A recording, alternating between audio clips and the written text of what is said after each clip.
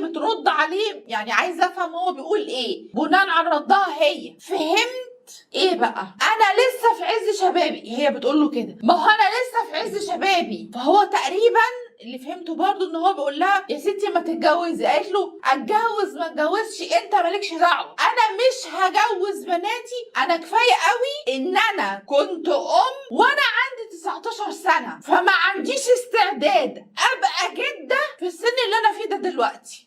فانا اي حاجه كانت جايه في خيالي مستحيل كنت اقدر استوعب اللي هي بتقوله ده. هي رافضه جوازنا وهتخلينا نعنس جنبها علشان هي مش عايزه تبقى جده في السن ده. طب هل ده ذنبنا ان انت اتجوزتي صغيره؟ عندك عقده نفسيه لما اتجوزتي صغيره وما عشتيش حياتك وكنتي في سن صغير فمش عايزه تبقي جده في سن صغير. انا اي حاجه في الدنيا كنت ممكن اتوقعها، يعني توقعت انها مثلا متجوزه في السر واحنا ما نعرفش، بس ده برضو ايه علاقته بانها ترفض جوازنا؟ ده ايه علاقته؟ مش علاقه. فاستبعدت ده. الحاجه التانيه انه معمول لنا عمل، وهي كأم طبيعيه هتفهم ان في حاجه غلط في بناتي. العرسان بتيجي وتمشي، فما مشيتش في السكه دي خالص زي اي ام طبيعيه. فده خلاني برضو اشك فيها هي، ان هي حاجه غلط. بس كون ان انا استوعب ان امي مش عايزاني اتجوز انا واخواتي البنات علشان هي ما تبقاش جده،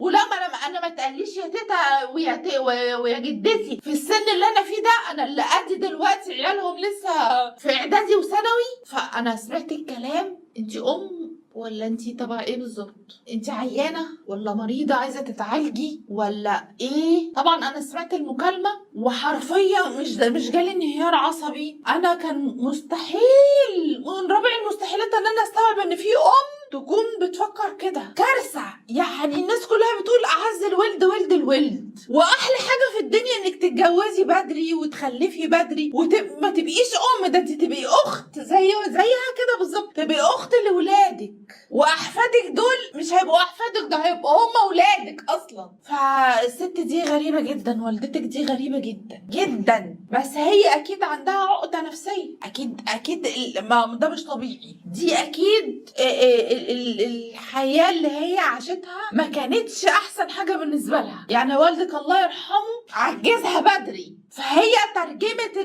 الجواز ان هو الجواز بيعجز بدري، وحوار انها شالت المسؤوليه وخلفت بدري فعاشت سن مش سنها، فكل ده جوه نفسيتها. فهي والدتك محتاجه دكتور نفسي، ده من وجهه نظري. هي كانت حابه تعيش طفولتها او تعيش سنها فبجوازها بدري